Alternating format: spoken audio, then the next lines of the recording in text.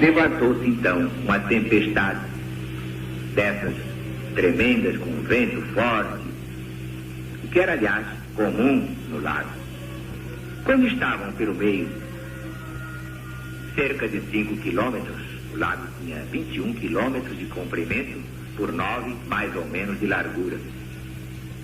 Então Jesus lhes apareceu andando sobre as ondas. Imediatamente respondeu ao medo dos discípulos, dizendo: não temais, sou eu. E chegaram à outra margem. Claro que Jesus tinha poder de andar sobre as águas do mar. Como é que não? Dominava completamente a matéria, tornava a matéria mais densa, menos densa no seu corpo fluídico.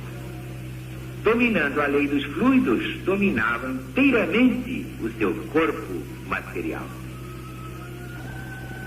Mas a multidão que ficou na outra margem não achou mais lá o Mestre Jesus.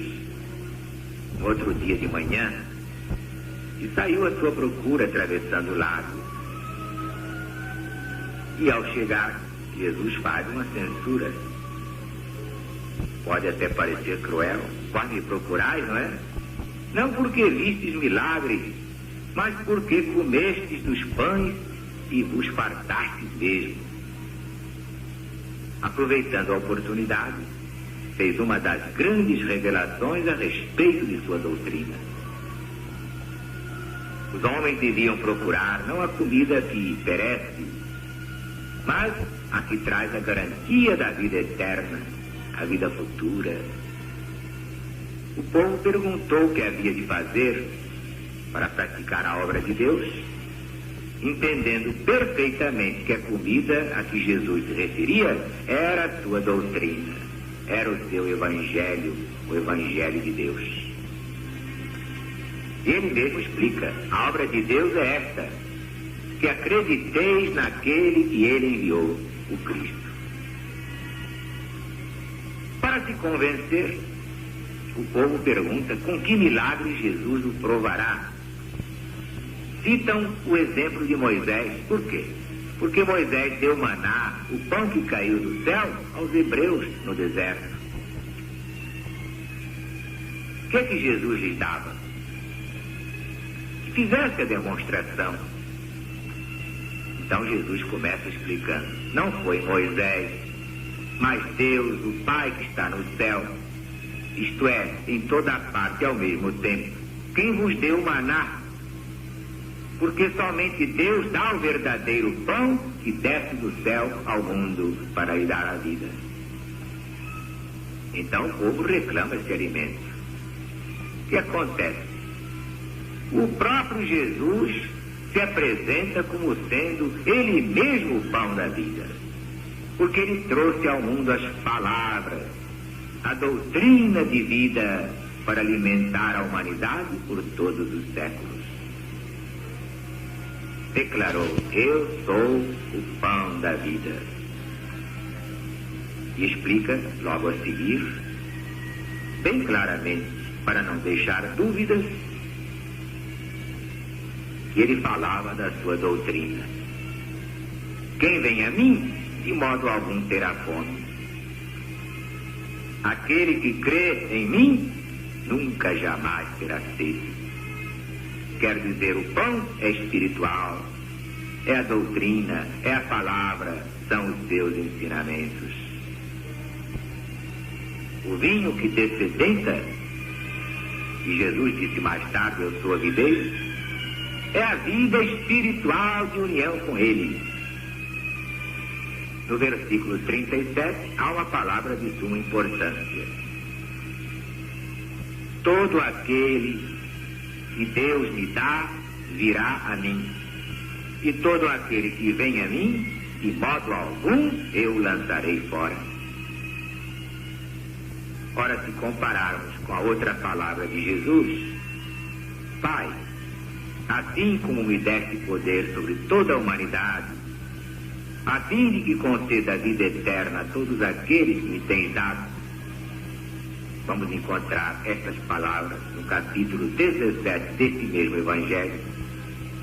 Então poderemos concluir que a humanidade inteira é de Jesus, pertence a Jesus.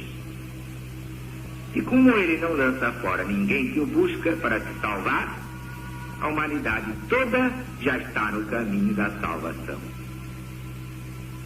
Uns demoram mais porque se obstinam na ignorância e afundam nos prazeres materiais, que causam o tédio no critério, não resolvem nada.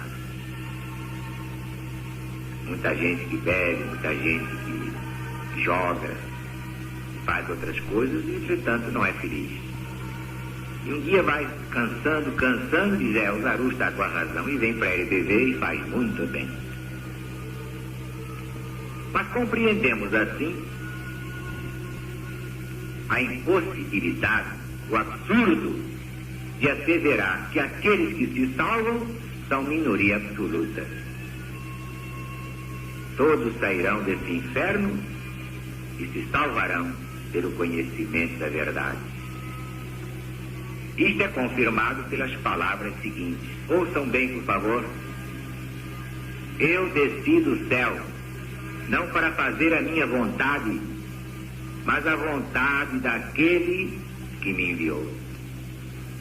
E a vontade daquele que me enviou é esta: que eu nada perca de tudo que ele me tem dado, e eu ressuscitarei no último dia. Mas os judeus protestaram. Como diz que é o pão que desceu do céu? Não é ele o filho do carpinteiro? A dificuldade em aceitar Jesus é porque não pertencia ao sacerdócio. Era um simples irmão operário. E se eles conheciam o pai e a mãe de Jesus, como podia dizer que desceu do céu? Então Jesus replica: não murmureis entre vós, ninguém pode vir a mim senão trazido pelo Pai. Mas está escrito nos profetas: todos serão ensinados por Deus. Quem duvidar, pegue o livro de Isaías, capítulo 54, versículo 13. Deus quer que todos os homens se salvem. Então Jesus acrescenta: todo aquele que tem ouvido e aprendido do Pai, vem a mim. E nesse ponto Jesus avança mais na sua doutrina. Ninguém viu o Pai, mas eu sou o pão da vida. Os vossos pais comeram maná, e daí? Morreram. Mas eu não, eu sou o pão eterno. O pão que eu darei pela vida do mundo é a minha carne, e quem o comer, viverá eternamente. Ora, foi uma coisa tremenda, um grande escândalo, esta frase entre os judeus. Por quê? Eles entenderam que Jesus daria de comer a sua própria carne. Estava dando lições de verdadeiro canibal, antropofagia. Então Jesus reafirma enfaticamente para a multidão que não podia penetrar o sentido espiritual do seu ensinamento. Se não comeis a carne do Filho de Deus e não bebeis o seu sangue, não tendes a vida em vós. Quem come a minha carne, quem bebe o meu sangue, tem a vida eterna. Porque a minha carne é verdadeira comida, meu sangue é verdadeira bebida. Quem come minha carne e bebe meu sangue, permanece em mim e eu nele.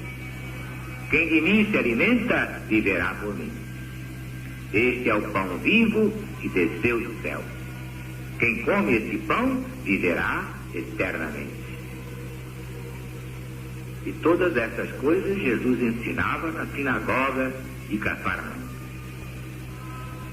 Mas os próprios discípulos de Jesus interpretaram suas palavras ao pé da letra. Como é? Tinham de fato, então, de comer a carne dele, beber o sangue dele? Ué, como poderia ocorrer semelhante coisa? Mas a estes, aos discípulos, aqueles que já tinham capacidade de entender, Jesus explica: o Espírito vivifica, a carne para nada aproveita. As palavras que eu vos tenho dito são espírito e vida. Só os iniciados nos meus ensinamentos podem entender o que eu ensino simbolicamente. Minha carne é o meu evangelho, meu sangue é a minha palavra. Só o espírito pode dar vida, a carne para nada vale. Minhas palavras são espírito e são vida. Claro que não podem ser interpretadas ao pé da letra, mas pela compreensão espiritual. Como dizia São Paulo, as coisas espirituais se discernem espiritualmente. Do contrário, parecem loucura. Diz mais São Paulo, a letra mata, o espírito vivifica. Como está na segunda epístola aos Coríntios, capítulo 3, versículo 6.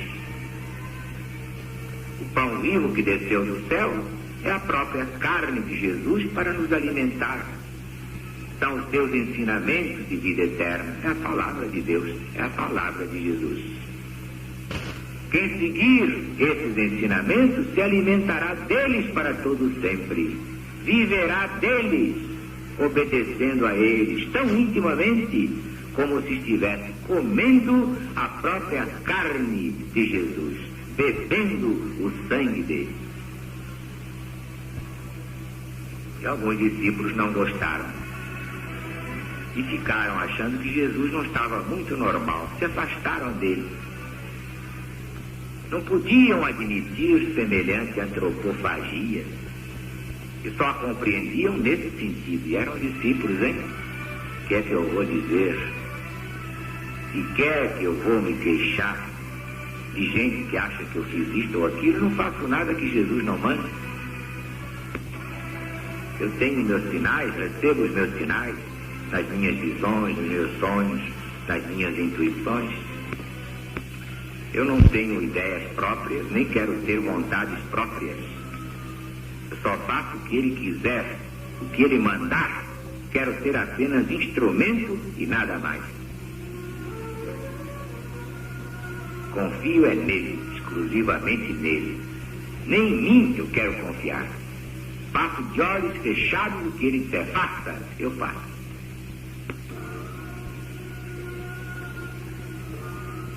Mas Jesus perguntou também aos 12 se eles queriam ir embora, como os outros foram.